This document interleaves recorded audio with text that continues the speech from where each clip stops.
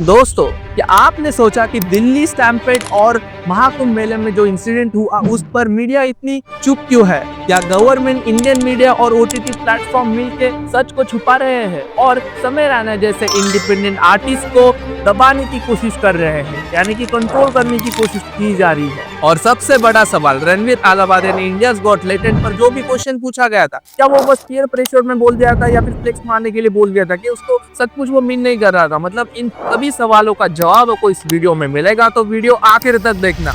Media का real game, government को support और जो भी असल मुद्दे उससे डिस्ट्रैक्ट करना। इंडियन न्यूज मीडिया गवर्नमेंट को ओपनली सपोर्ट करती है अब, लेकिन जब लोग असली मुद्दे पर बात कर रहे हैं, जैसे कि दिल्ली स्टैम्पेड और महाकुंभ में जो भी केओस हुआ था, और अभी फिलहाल केआईटी यूनिवर्सिटी में जो प्रॉब्लम हुआ है, उस स्टूडेंट को सपोर्ट करने के अलावा असली मुद्दे पर बात नहीं करी जा रही। अब डायवर्जन करा गया है इंडियाज गॉट टैलेंट। बस ऐसी इकोसिस्टम बनाने की कोशिश करी जा रही है कि हमारा इंडियन यूथ बहुत ज्यादा बिगड़ रहा है। मतलब न्यूज चैनल पर खुले आम गालियां दी जाती है, पार्लियामेंट में गालियां दी जाती है, ये इनको दिखाई नहीं देता। जब असली मुद्दे आते हैं तो इंडियन मीडिया साइलेंस हो जाती है। ये एक पुरानी पॉलिटिकल स्ट्रैटेजी है जो कि बहुत पहले से करते आ रहे हैं। असली मुद्दे पर बात ना कर गवर्नमेंट को सपोर्ट करते हुए ऑडियंस का ध्यान असली मुद्दों पर से डाइवर्ट करना और एंटरटेनमेंट या फिर इररिलेवेंट चीजों को असली मुद्दा बनाना, ऐसे स्पॉटलाइट में लाना, जिससे हम सब लोग उनके इकोसिस्टम में फंस जाए। ये वेस्टर्न कंट्री में बहुत ज्यादा हुआ करता था और अभी भी करता है। बड़े बड़े टेक जायंट्स या फिर जो भी बड़े बड़े बोर्ड ऑफ डायरेक्टर्स होते हैं, उनके पास पैसे इतने होते हैं कि वो सबको कंट्रोल कर सकते हैं, न्यूज मीडिया को भी। और ये Indian government copy paste same करी जा रही है इंडिया में। अब तो हो ये रहा है कि समय रैना का जो शो था इतना पॉपुलर हुआ कि अब उनके आंखों में चुभन हो रही है। नेटफ्लिक्स और अमेज़न प्राइम, ये तो आपको पता ही है कितने बड़े खिलाड़ी है। और इंडियन गवर्नमेंट जिस तरह से टैक्स लेती है भाई, बस एक कंडीशन पर, चंदा और धंधा। गवर्नमेंट को इलेक्शन के टाइम पैसे चाहिए होते हैं और वो इनसे ले भी लेते हैं लीगली या फिर पता नहीं कैसे, आपको पता है। अब नेटफ्लिक्स और अमेज़न वालों को भाई इतनी चुभन हो रही है, तो डायरेक्टली क्या मतलब, मेरे को बहुत इफेक्ट हो जाता था जब मेरा वीडियो डिमोनेटाइज हो जाता था। इतनी मेहनत करो तुम, फिर उस पर येलो डॉलर देता है यूट्यूब, और बड़ा गुस्सा आता था। पर अब मैंने मेंबरशिप शुरू किया जब से, तो you guys supporting me really, to be really, I swear on my mom, no one I love more than her, just because of memberships I am in profit. समझ लो तुम, मेंबरशिप की वजह से ही मैं प्रॉफिट में हूँ, वरना, और मैं खुश भी हूँ मेंबरशिप की वजह से, क्योंकि इस टाइम पे मेरे को ओटीटी कुत्ता पैसा फेंक रहा है मेरे मुंह पे, हर ओटीटी कि भाई लेटेंट हमारे चैनल पे ले आओ। लेकिन उसका प्रॉब्लम क्या है, बहुत कंट्रोल करेंगे फिर वो। तो because of memberships I can be independent really. तो शायद ऐसा हो सकता है, ये बस मेरा ओपिनियन है, और शायद आप कह सकते हो कि ये एक कंस्पिरेसी थ्योरी भी हो सकती है। बड़े बड़े प्लेटफॉर्म गवर्नमेंट को भी प्रेशराइज करी जा रही है, वो भी पैसे दिए जा रहे हैं, और अब गवर्नमेंट को भी इससे एक अच्छे से फायदा मिले कि ब्रॉडकास्ट बिल लाए जा सके। तो इसको इतना इम्पोर्टेंट मुद्दा बनाया गया है कि जिससे सारी ऑडियंस इंडियाज गॉट टैलेंट पर फोकस करे। बल्कि देश में बहुत सारे ऐसे मुद्दे हैं जिन पर अभी तक बात नहीं करी जा रही। पुणे पॉश इंसिडेंट क्या हुआ उसका, समय Raina versus OTT platform and Indian government. समय रैना का शो इंडियाज गॉट टैलेंट काफी ज्यादा फेमस हो रहा था, यानी कि एक इंडिपेंडेंट आर्टिस्ट बिना किसी ओटीटी प्लेटफॉर्म के बहुत ही ज्यादा फेमस हो रहा था। यू नो, ये इंडिया के लिए बहुत, मतलब इंडियन यूथ के लिए तो बहुत ही ज्यादा बढ़िया बात थी और काफी ज्यादा इंस्पिरेशनल भी थी, क्योंकि एक इंडिविजुअल क्रिएटर के लिए एक ऐसा प्लेटफॉर्म बनाना, मतलब एक ऐसा प्लेटफॉर्म जहां पर सारे लोग अपना जो भी लेटेंट यानी कि टैलेंट या फिर जो भी रहता है वो अच्छे से अगर दिखा पाए, यानी कि बहुत सारे ऐसे लोग थे जो फेमस हो गए थे इस प्लेटफॉर्म से, यानी कि इस शो से, तो सबके लिए दरवाजा खुल गए थे।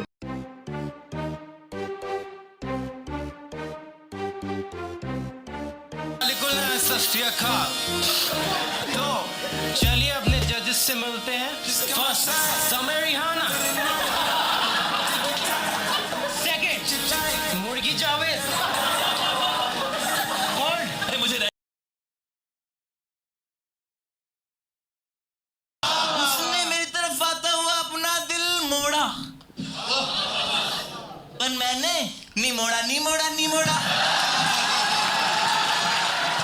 समय का अच्छा बिजनेस चल रहा था भाई, बहुत बड़े बड़े लोग अपना प्रमोशन के लिए भी आ रहे थे, और जो भी लाइक वो रास्ते से उठाकर भाई फेमस कर रहा था लोगों को। ये सचमुच हो रहा था, आपने देखा होगा, ये सारे एग्जांपल्स है। अब हमें ये लग रहा है लाइक ये कंस्पिरेसी थ्योरी हो सकती है कि अब ये फेमस होना यानी कि इंडिविजुअल क्रिएटर फेमस हो गया तो ये Amazon और Netflix जैसे बड़े OTT प्लेटफॉर्म को पसंद नहीं आएगा, क्योंकि अगर एक इंडिविजुअल क्रिएटर इतना फेमस हो गए तो इनकी मोनोपोली खत्म हो जाएगी। गवर्नमेंट भी लोहा गर्म में हथौड़ा मार रहे हैं भाई, और OTT प्लेटफॉर्म पर इसी तवे पर अपना रोटियां सेक रही है, और बेचारे हमारे इंडियन क्रिएटर्स फंस गए। शायद इसी वजह से इन पर FIR हुए, क्योंकि असली मुद्दों पर फोकस ही नहीं कर रहे। जो भी दिल्ली में स्टैम्पेड हुआ है या फिर जो भी हादसा हो चुका है, KIT यूनिवर्सिटी में बहुत प्रॉब्लम हो चुकी है, ये उनको दिखाई नहीं दे रहा। बहुत ज्यादा प्रॉब्लम्स है हमारे इंडिया में, लेकिन इनको ये इम्पोर्टेंट है कि इन्होंने क्या बोला है, यूथ कौन से गलत रास्ते पर जाने वाली है, उनको इसकी पड़ी है। अरे हाँ, हम मानते हैं कि उन्होंने जो भी कहा वो गलत है, लेकिन इसको इतना देश का मुद्दा बना रहे हो भाई, ये तो गलत है ना। रणवीर अलाहाबादिया का पीयर प्रेशर में दिया गया एक भद्दा सा जोक या फिर स्टेटमेंट। अब हम ये जरा सोचेंगे, रणवीर अलाहाबादिया पहले से ऐसा एकदम वो अच्छे से जोक नहीं मार पाता था, लेकिन वो चाहता है कि वो थोड़ा सा कॉमेडी बने या फिर अपना एक अलग सी पर्सनालिटी इंटरनेट पर दिखाए। और उसने अपने शो पर भी बताया था कि ये जो वेव है इंडियाज गॉट टैलेंट, वो काफी ज्यादा इंडिविजुअल क्रिएटर के लिए भी अच्छी बात है। यानी कि सब लोग अपनी IP बना रहे हैं, यानी कि इंडिविजुअल प्रॉपर्टी बना रहे हैं, और ये यूथ को बहुत अच्छा मोटिवेट भी कर सकता है, इकोनॉमिकली भी और फाइनेंशियली भी। एक बहुत पुराने शो से एक जोक ऐसे के ऐसे ले लिया, यानी कि एक क्वेश्चन था वो अनकंफर्टेबल करने वाला जोक जैसे सिचुएशन, जो कि बस ऐसे माहौल बना दे कि भाई ये क्या कहा, ये तो कुछ अनएक्सपेक्टेड था, तो उसने वो बोल दिया। अब हाँ, उसने वो वक्त सॉरी भी बोला, और आई थिंक सो वो जो कंटेस्टेंट था वो जीत गया था, तो उसको उसने सॉरी बोला कि अगर मेरे तरफ से अगर तुम्हें बुरा लग गया हो तो भाई सॉरी। और उसने बहुत बार सॉरी बोला था, वहाँ के ऑडियंस को भी बोल दिया था। आप शायद अगर मेरे पास एक क्लिप होगी तो मैं यहाँ पर दिखाऊंगा कि वो बंदा इंस्टाग्राम पर बता रहा है कि मैं उस शो पर था। उसने बताया कि रणवीर काफी ज्यादा हम्बल और डाउन टू अर्थ है, उसको बुरा लगा भाई, वो एक्चुअली पीयर प्रेशर में उसने think what happened in that episode. जब वो एपिसोड एयर हुआ, एयर होने की पहले की बात बताता हूँ, I was present in that episode, और मुझे पता है क्या हुआ। I was in audience, that kid came, बकचोदी हुई, Ranveer said that joke. After saying that joke, Ranveer like उसने 3 से 4 बार बोला रहेगा, सॉरी आपको बुरा तो नहीं लगा, सॉरी आपको बुरा तो नहीं लगा। I know a sorry doesn't fix everything, but still he was like कि make suring that kid was comfortable. उसके बाद भी थोड़ी देर वो बच्चे थोड़ी बातें की ने, एंड देन समय ने भी उसको बोला कि आर यू ओके विद। उसके बाद ये सब होने के बाद that kid also won the show. उसको तभी भी यही बोला कि लाइक व्हेन ही वॉन, तो सब ऐसे सेलिब्रेट करने गए। रणवीर उसके पास गया, उसको हग किया, भाई you okay, you look good, but sorry if you felt ऐसा वो जोक्स के लिए एंड ऑल। समय ने भी बोला you killed it by crazy and all.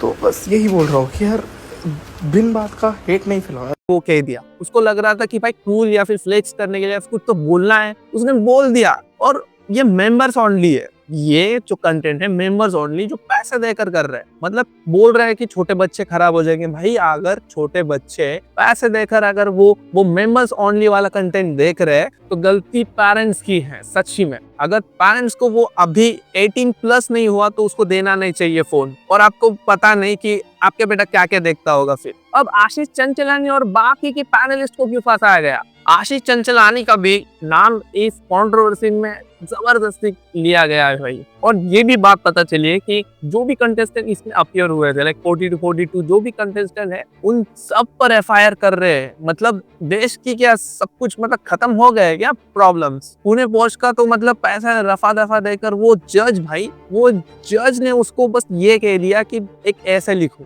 मतलब क्या चल रहा है इंडिया में? ऐसा लग रहा है कि गवर्नमेंट और इंडियन मीडिया बस इंडिविजुअल क्रिएटर को इस तरह से पोर्ट्रेट कर रही, इस तरह से उनको टारगेट कर रही है कि फ्यूचर में उनको कंट्रोल करा जा सके। मतलब डर का माहौल करा सके कि अगर गवर्नमेंट के खिलाफ अगर कोई कहेगा और उनके पास वो ब्रॉडकास्ट बिल होगा तो वो कह देंगे अरे नहीं, इन्होंने कुछ देश के खिलाफ बात करी है, इसीलिए इसका कंटेंट हम रिमूव कर रहे हैं। खास कर ध्रुव राठी जैसे जो कंटेंट क्रिएटर है जो बेझिझक अपने ओपिनियन देते हैं, उनको वो डिलीट नहीं कर पाते उनका वीडियो, क्योंकि ऑडियंस गाइडेंस होता है उसको वो वायलेट नहीं करते। तो इसलिए अब वो चाहते हैं कि हमारे हाथ में ये पावर हो कि जिसे चाहे उसका कंटेंट डिलीट कर सके। YouTube content control and broadcasting bill, ऐसा लग रहा है कि ओटीटी प्लेटफॉर्म गवर्नमेंट पर काफी हद तक थोड़ा सा प्रेशर दे रहा है, और गवर्नमेंट को भी बहुत, और शायद यही वजह है कि इंडिया का पूरा ध्यान असली मुद्दों पर से ध्यान हटाने के लिए और उनको असली प्रॉब्लम ना समझ में आए,